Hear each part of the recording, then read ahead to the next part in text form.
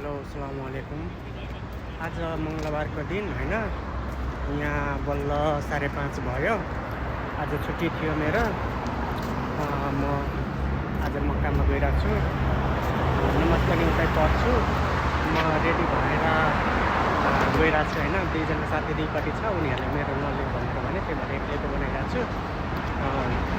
आज नमाज उतै पढ्ने हो है। जाँदैछु होइन।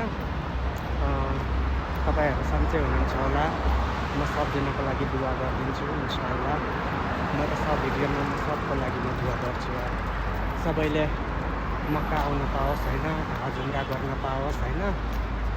म त यही भनिदिन्छु है। यो मेरो इन्डियन साथी हो। मिल्छ हामीसँग मिल्ने साथी। यो बिल्डिङ छ नि, बिल्डिङको उतापट्टि हामीहरूको होटेल हो।